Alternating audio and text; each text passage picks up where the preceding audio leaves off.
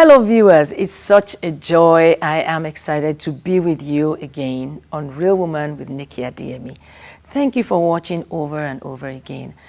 And I mean, even if you're just joining us for the first time, I am so glad that you've joined us today. And we're going to have a great time on this broadcast. Well, I'd like to read to us some feedback. Over time, viewers have written to us, just sent in their comments and their questions. But I'd like to read to us feedback from two people. The first one says, "Hello, may God bless your endeavor as you teach young mothers how to become real women. I was blessed today and also learned one or two things on how to deal with teenage training, because one day my little angels will become teenagers. Thank you." Wow, that is so encouraging. I'd like to read another one. This person said, "Though I'm not a woman, but I must admit I love watching you, the real woman, on TV. May God continue to increase you in wisdom and grace." And this is from Franklin. Wow, thank you so much. I mean, this encourages my heart. This motivates me to keep going and on and on and on. So thank you so much. Today I have with me Neoma Ifanga. Neoma is going to read out the questions, and we're going to be discussing these questions. And I just trust that you will be blessed. You get answers to things that you've even had in your mind, and I believe that it will be a growing experience for us all. Thank you. Over to you, Neoma. Thank you so much. Now, we have a few questions we're going to be deliberating on. And the first one says, "Please, I need your advice. My husband is unfaithful to me, and he slips around with prostitutes, and I have proof. What should I do? Should I confront him or just pretend not to know? I'm scared for my life, too. I don't want to contact any sexually transmitted diseases." So what's your take on that? Neoma, that's, you must agree with me, that's a heavy one. And my heart really goes out to this lady, honestly, because this is huge. This is not a light issue at all. And I can imagine how sad or depressed or how you must have felt. But you know what? I believe that there's always a way out. So have hope. It's not the end of the world, and it is not necessarily even the end of your marriage as well. Well, this person said, should I pretend? What do I do? Like, do I pretend as if it's not there?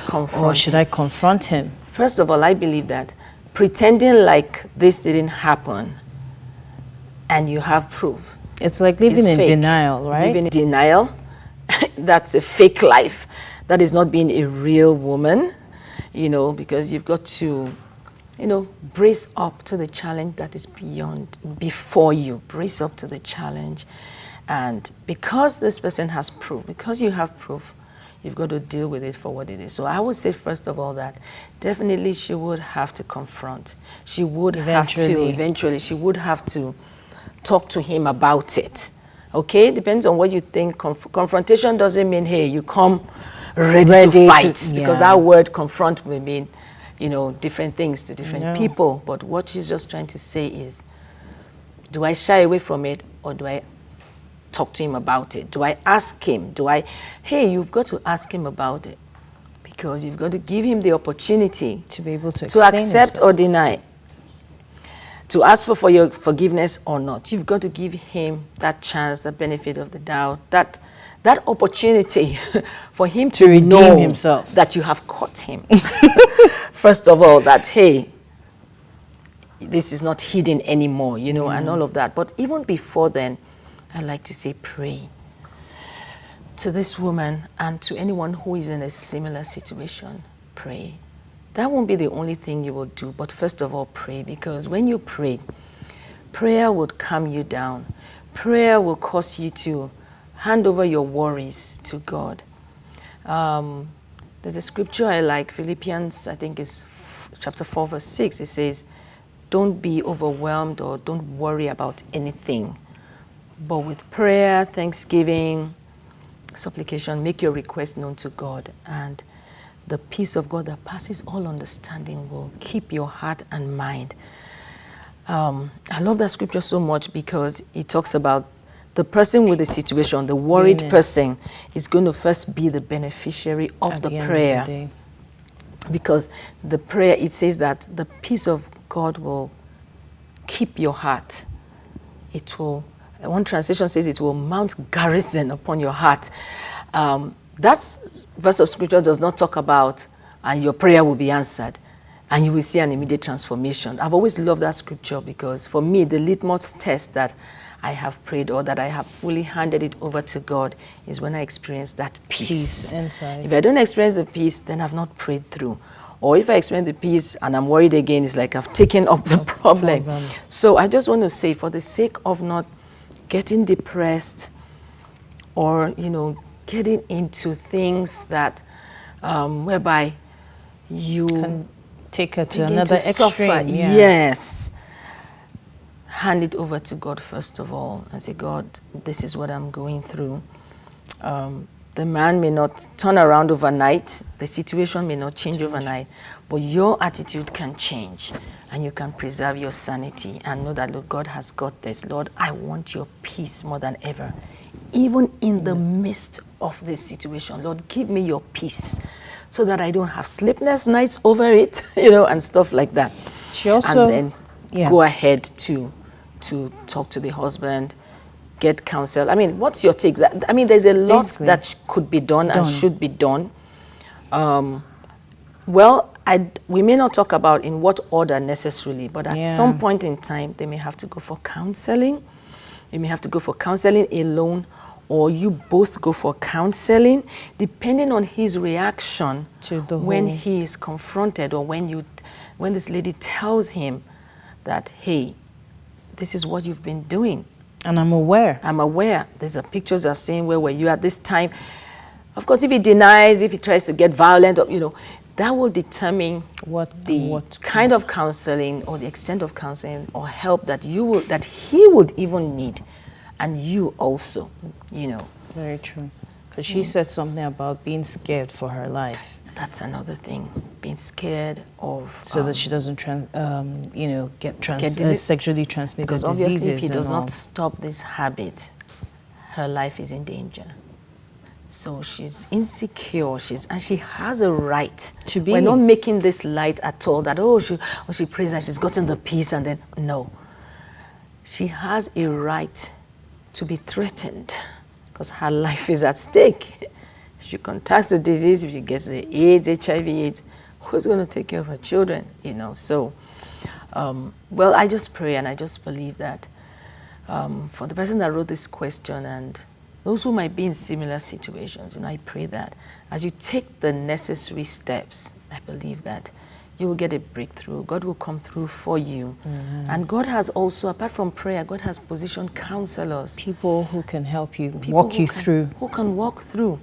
If you have a church and your pastor is excellent with counseling, see your pastor. Or see there are people who are trained professionals, psychologists, family therapists. Yeah. I mean, there are a lot of them now. Yes. I know. I did a training too on that, but I've not gone too deep into that anyway because of a variety of things. But I know you are into that. Family therapists. Many times, even when we're not in situations like this, it's just healthy for us. Yeah. Hey, I want to go for a mind checkup. And I trust that this lady will be fine. Amen. At the end of the day. Yeah. I believe so. Yeah. Okay, so the next question we have says, how do I explain to a 6-year-old how women get pregnant? Oh, okay. This is a situation of a mom who is like, my son or my daughter is becoming aware and asking questions. And I don't know how to go have that discussion with a 6-year-old. Honestly, yes. People ask this question a lot, like, when do I introduce my children to sex education?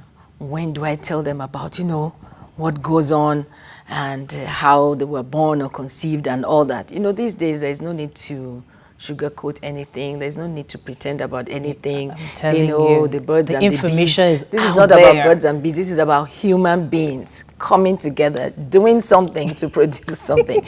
So the age, I think we need to look out for when we think our children are ready. Look out for when you think your child is ready, because your child is different from my child. And even amongst your children, maybe you have 2 kids or you have 3. And if your eldest child, for example, was ready at 9. Yeah. They have different rates of assimilation. Your younger child, you may think, okay, when he or she is about 9, because the older one, it was about 9, you had that discussion. But then you notice that at 6, she's already like, looking around, asking questions, and maybe even if when it's not direct questions, or say, at school, someone said this and someone said that, that, hey, you have the discussion is already going on. Please don't shy away from it and think, I will wait till 9 years old. In fact, I will wait till she's 14. You'll have a long thing coming in. You know what you just said reminded me of my son when he was 2. There was a day he just walked in and he was like, Mama, do you have a penis? I was shocked to my bones. Like, I was asking. I'm sure you almost fell off your Oh my God, where is this coming from? I'm sure it just occurred to innocently at that time that, my brother. But your own mind was like, men, what is do going women actually have this? And they just ask some of those curious, innocent questions. Yes. But you are the one who has the problem, because like, you're already asking those kind of questions. How old are you and all of that? Yes. So I think, like you said, you must be able to gauge the rate of assimilation. And if the child is mature enough to handle the information per time, then you make it available. Exactly. So back to the question. Yeah. Because this question, hey, sorry, we seem to go out, but in answering questions is an opportunity to mentor viewers, because honestly, you're watching, you didn't ask this question, just one person asked it, but through the discussion, you're going to be able to pick 1 or 2 things.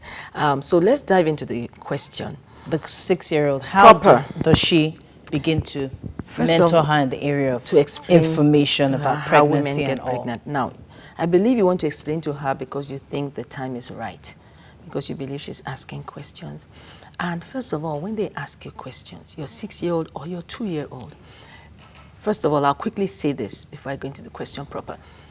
Don't express shock.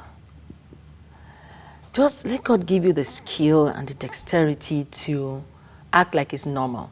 Yes, you were shocked by your 2-year-old, but there's a grace that would make you just say, oh, really? No, I don't have a penis. That's for only men. That's for only you, okay?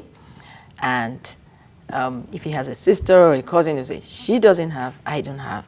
So, and then he'll go. It doesn't mean he's ready for that talk yet. Yes, true. Hey, he's 2. He doesn't mean he's ready for that talk. But honestly, give him the right answer. Don't say, go away from me. What are you? The guy's going to be mixed up, because if he came to you and said, do you have 5 fingers? You will answer him. It's not a big deal. It's not a big deal. You probably even say, isn't that obvious? But this thing he's asking about is not obvious. He just wants to know. So the first rule is don't appear shocked at any question. And now you want to talk to your 6-year-old about how women get pregnant. Don't make it a serious lecture. Don't be very serious. Don't pile up the encyclopedias and say, come. Now it's time to sit down. Information. She's going to think, hey, it's a big deal, but it's not a big deal. You know why? Because to this, your 6-year-old, you're going to explain to her, but you're not going to go in depth yet. You're going to go just a bit. You're going to do a summary, because this is not the last time you will have the discussion. This will be the first time, but it won't be the last time. Tell yourself that there's some things she may not understand, but she'll file it away. And if you give her too much information, she may not remember everything, but just know that you will still have to have that discussion maybe at 10, at 8, at 14. Maybe she's going to come back and say, yes, I remember you told me one time, but I'm not quite clear again because my friend in school was saying this and this. So, Mom, didn't you say this? And then you will now explain again. Maybe this is 2 years' time afterwards. So give her enough for her to know. So I believe that you can explain that a man must come to a woman. A man has a penis, just like your son knows, at 2, and you have a vagina. You're just going to explain to her, these are the entry points, and a man has the seed inside him. He must deposit it in a woman's womb, and inside the womb are 2 eggs called ovaries. So that sperm, that seed must meet with the ovaries, and then there'll be a connection, and that connection causes, a baby to begin to grow, a baby to begin to form. If you want to use pictures, of course, the pictures don't have, you just begin to imagine that. If you want to go on Google, if you want to go on internet, if you want to show her anything, fine, because some of these children, without asking you, they've gone. And then you will now be able to explain to her that, yes, and that is how you were formed in my womb. You began to grow and grow and grow. Make it interesting. I can imagine a 6-year-old, her eyes may begin to widen. Like, you mean I was really, so how did I then come out? Another question, she was asking about pregnancy. Now, how did I now come out through that tiny, you have to explain to her. And some women had CS. If you had CS, you explain to her that I had to actually be cut open. But most women, through that same vagina, that's where the child, and you now say, yes, the way God designed our bodies, when the time comes, it will stretch and stretch. Ew, that must be painful. Yes, and that's what women go through. And that could be the end of the discussion. For it. And that's why there's a time for it. And so you can take it in any direction, or she might just feel like, okay, thank you, I've had enough. I've got the answer. Because she was asking about pregnancy. Yeah. She wasn't asking about all the rest. It may be too much for her to go on and on because she's 6 years old, and it begins to be scary, begins to look like a very scary movie. And for me, I think that could end up being a very good bonding time. Because then she appreciates that. So I was in your womb. And such children for the next few days, may really be good and behave, because it's like, wow, what if you had died? They're still processing the whole thing. Yes, the whole thing, so that's it. So it can be taken in any discussion, but you just tell her, look, don't tell her you're too young to know. No, let her know just enough. And tell her that, you know what, we're still going to be discussing about this. Over time. Over time, we will discuss over time, okay? But you know what? If any guy wants to touch you or whatever, hey, don't allow. So you can go into that It might even be a good time to have sex education. Sex education. With the child. The good touches, the bad touches. You're a girl. Don't let anybody touch you in your breast area. Don't just sit on any guy's laps anyhow, He said, it might just be an opportunity for that sex education. So good. I think we're good. I hope we got something out of that. I think we did. All right. Another question says, good evening, depending on the time that I'm bringing in the message. I just finished watching your program, and I'm a single lady and 30 years old. I work in a hospital as an administrator. My job has been hell, so I decided to set up a business as an alternative source of income. Peradventure, the job is no more. I can still have something for myself if the job is no longer there. The business was a tailoring business, and I got some people from Cotonou to manage it. Unfortunately, they mismanaged it, and I had to close it down. The mistake I made was that I sold everything, including the machines, at a very low price because I had nowhere to keep them. Now I want to go back to it and start afresh. I don't want to fail again because I do need your advice on how to do it better this time. So this person is sort of afraid of failing, with the background history. It's like, I've done this before, it didn't work out, and I still want to go back. How do I go back and take away the fear of failing again? Yeah. Oh, wow, this is a good question. First of all, I'd like to say, this person or anyone in a similar situation, you need to find out first that, is this your area of passion? First of all, the tailoring, making clothes for people. If you establish that it's your area of passion, then you're definitely going to have that grace to go on, because you know that you're on your life assignment already. But she seemed to have been in a hurry to just pack everything up. And this person looks like she's just always in a hurry or not able to stand any adverse situation, because she was working as an administrator, and it was like hell. Okay, maybe difficult boss, colleagues and all that, but you know, sometimes that's not a sign that you should leave. But anyway, she's left already, so we're not saying go back. But there may be somebody on a difficult job right now. Pray and think inwards. Is it time to leave? It may not be time to leave. It may just be a time to develop patience. The fruit of the Spirit, you know, tolerance. Yes, it's hard. Your work is not being appreciated. It's tough out there in work, but at work, it may not be time to leave, but it may just be time to be stretched in love, to stretch you in the love walk.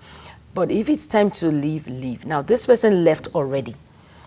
What we just hope, and what I hope and what I want for her, is to be sure that she's on her passion. You've left a paying job, a steady income, to start tailoring. You packed up tailoring. You want to go back into the tailoring and start afresh. Be sure that that tailoring or fashion designing or whatever, be sure it's your life assignment. Be sure you love it so much. Be sure that's what you really want to do. Be sure that's the area you want to serve humanity and make money in the process, because making money is about offering a service and being paid in exchange. So customers won't always be nice. So, and they're your boss when you're in your own business. Yeah. They say customer is king, because now the customer is one that's going to pay your wages.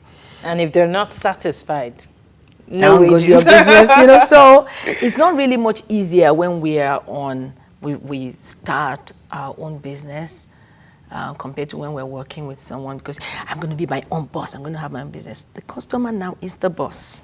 True. And you've got to submit, you know, so hey. But another thing I wanted to say very quickly, and for those who are just starting out in business, or you've started out already and you're not doing well, get a mentor.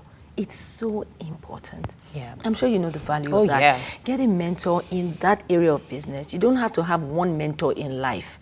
One person may not necessarily be your go-to for everything. For everything. Hey, this person is not God. But people don't know that. If you have a pastor, it doesn't mean that your pastor is your mentor in business. It doesn't mean. If your pastor is business inclined, fine. But is your pastor a tailor? Has he done tailoring before? So get a mentor in the area of tailoring or fashion, in the area of your business. Or maybe that mentor has done that business before, has now moved on to another business, made a success of it, and has now started something else. You can say, look, when you went to tailoring, when you went to, how do I start? What are the challenges? I mean, what?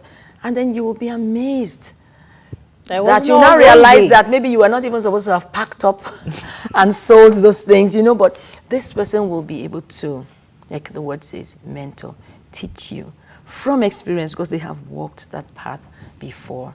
So this person won't just say, oh, just go and pray, all will be well. Prayer is a lifestyle. Prayer must be part of our waking up and going to bed, our daily life. It's not only when we run into business challenges or family challenges that we should pray. It should be an ongoing thing. So, hey, pray about it, but you know what? Get a mentor. Do you have anything to add? That's just the thing that's coming to my mind the most. True. She needs a mentor. I'm not into tailoring. I don't know. I can just give you a general blanket answer, yes, but you need someone who's walked that road before. And in addition, you know, sometimes it's really important that you brought up the mentorship aspect, because some people see people who are successful and think that it was always rosy that way. By the time you hear them share their stories, it's like, wow, I never knew that. Kind of you might be saying, I failed once. They might have failed 10 times, you know, at doing the same thing. And you saw the success story and it looks like it was all rosy from the beginning. Yes. They probably had doors slammed in their faces. They had people who ripped them off, different things. Yeah. But eventually, through their experience, they've been able to learn and make up for those areas that they were lacking initially. And before you know it, they're doing very well. So even apart from the mentorship, she might also go and get some training Because sometimes it's we think that, oh, we have a passion for something and that's just enough. That's not enough. You have to add on some form of training, because that's when you become a professional. Exactly. That's when you know the nitty-gritties that make it work. It's not just your passion that will see you through to the very end. You're right. Yeah, so, yeah, that's it. So there's a lot to be done, behind the scenes. Mentorship, training. You've got to invest in yourself. And some of these things, you've got to be ready to pay. It's not, these things are not always free, but how well, I won't say how bad, or how well do you want the success in this line of endeavor? You must be ready to pay. You must be ready to pay for the access. Yeah. If your mentor, a good mentor in this area, is having a conference on this miles away, are you willing to pay to be fly able to there get or the drive there? Are information you you willing need? to buy their tapes or books to, you know, it will cost you something, but it will pay back at the end of the day. Definitely, definitely. The part that she said she was afraid of failing, she might want to deal with that as well. Fear. What do you think? I think deal with fear. In anything, look, there's nothing we would do that fear won't creep up somewhere along the line. Even people who look very bold and courageous are like, wow, they were not afraid, they just jumped in there. How do you know? Many people do it afraid. There are things I've done in spite of being afraid, because there's a thought that comes to you and says, what if it doesn't work? And then I say, but what if it works? It will be life-changing. It will be amazing. What if it works? So fear would always creep up somewhere along the line, but you can always silence that voice by looking at the brighter side, the side of, what if I do it and it works? People's lives will be the better for it. Your life will be the better for it. I don't know about you. I will not give in to fear in most things, because I don't want to live an ordinary life. And people who live amazing lives do things in spite of their fears. So deal with fear, and you can deal with fear by understanding who you are. You know, get into God's word. Read books. The truest things about you are the things God has said in his word. You know, hear positive things. Don't hang around things that make you low, feel low, unless don't of hang yourself. around people who are very negative. Don't hang around haters. Let's not even go to haters are extreme. Don't hang around friends that unconsciously shoot down your idea. And meanwhile, you may not be conscious of it, because you're just gisting, my friend, this business idea, I'm thinking, and your friend goes, didn't you try what the other? You better just, you know, if those people, you don't need those kind of people around you, because they kill your faith, they amplify your fear, and again, you have outsourced your happiness to them. So get over your fears and do what you need to do. All right. Get over your fears and do what you have to do. Okay. So we have another one. It says, is it a bad or a hasty decision if you decide to get married in your early 20s? And in bracket, 21. So what do you think? Is it, is it about the age? I wouldn't say it's hasty or bad, or because age, maturity, age is not necessarily equivalent to maturity. Yes, you need some years on earth to be mature, but a lady at 21 may be ready. And for another, she needs to be 26 or 30 to be ready. So if you are ready at 21 and you're sure, go ahead. Because, again, I don't know you. I don't know this person. I don't know the guy or the person that you are going into dating or marriage about with. To get married to. Yes. I don't know. So, but obviously, if you feel you are ready, then obviously you've watched the relationship grow and both of you have mutually agreed. You know, you're not being forced, you're not being coerced into this. You're an adult already at 21.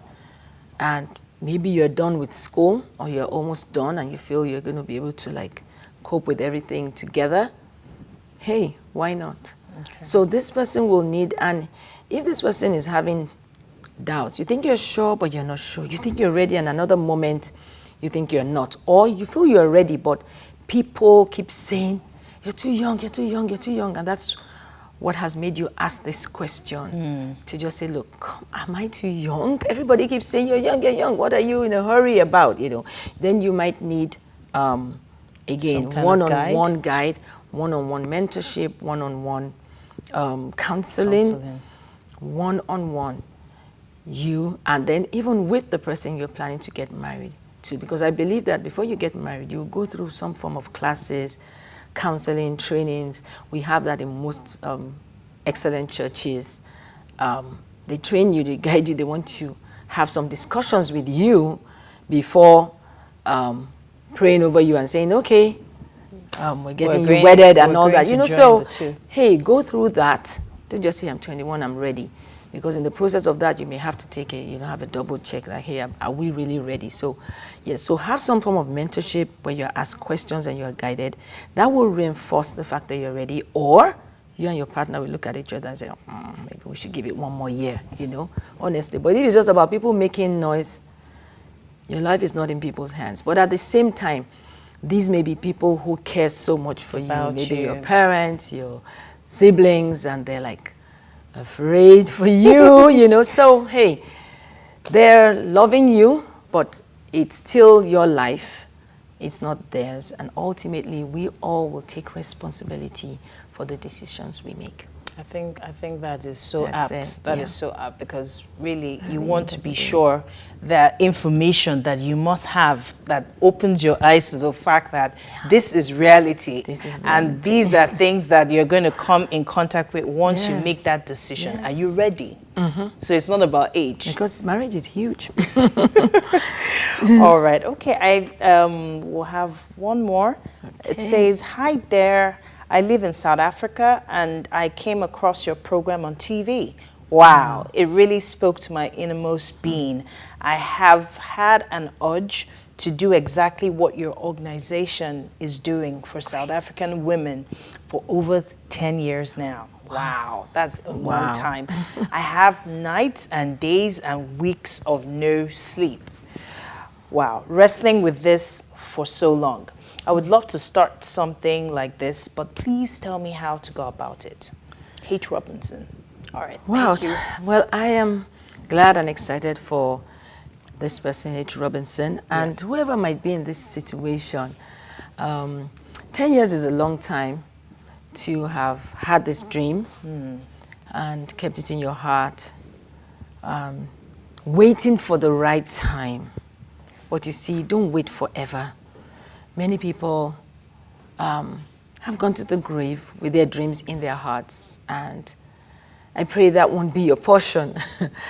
But for this person to say, hey, I've come to the point where I have sleepless nights, I can't rest, obviously the time for you to take action is running out.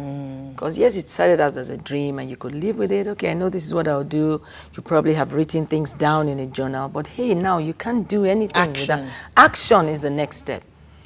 Action, act. And now you want to know, this person wants to know. Yeah, like how do I go about it? How do I start? Well, you start. Do your necessary, definitely you have to do background work.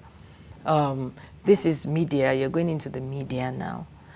Whatever your background is, obviously having this dream of talking to people on TV, hosting your own show, definitely you love people. That must be in place. Because if you don't love people, you can't even have the motivation to help them. So you make sure that's in place.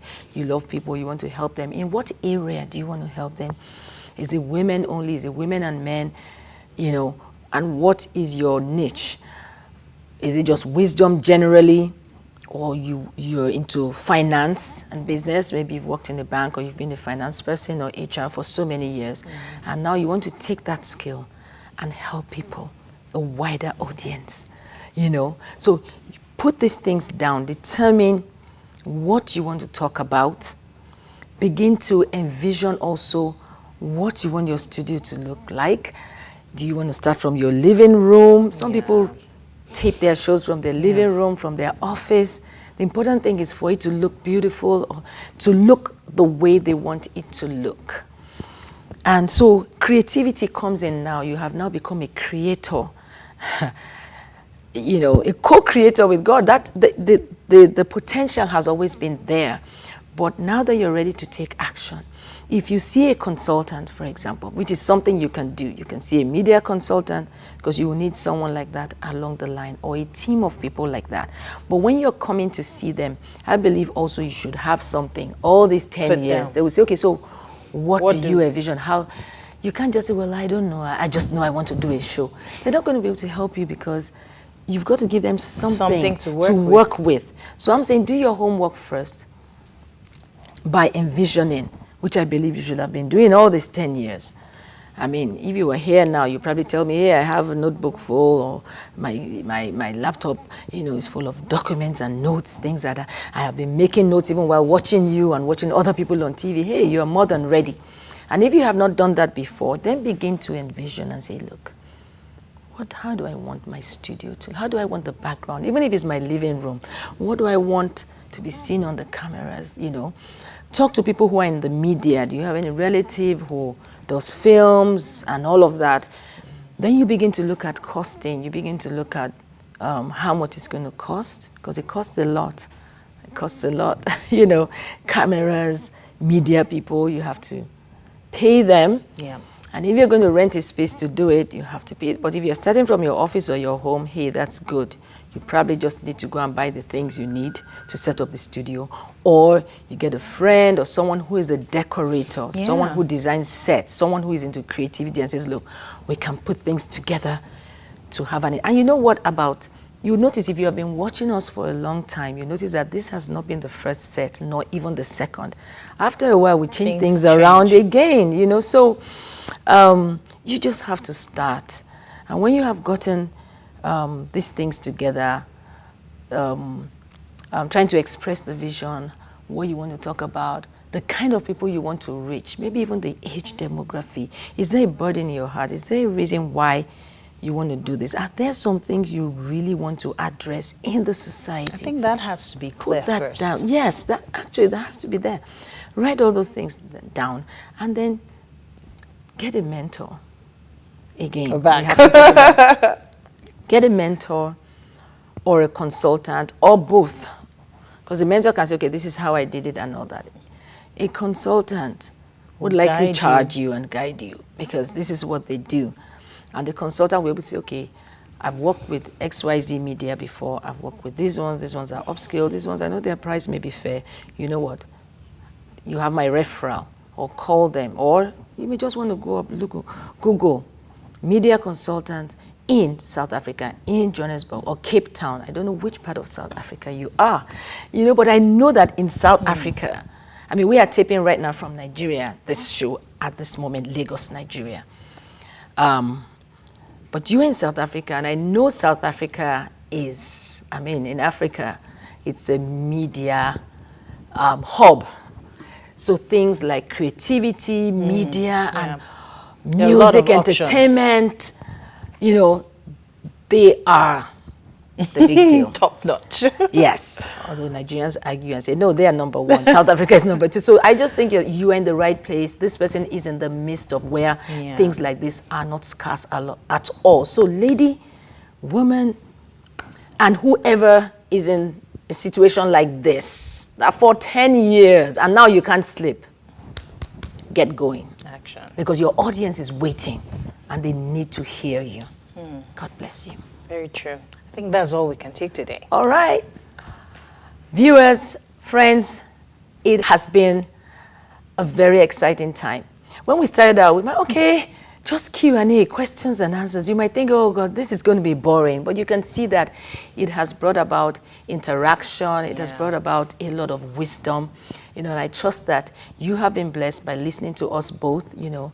And honestly, I want you to tell your friends, tune into this same station, same time, next time, we'll be back.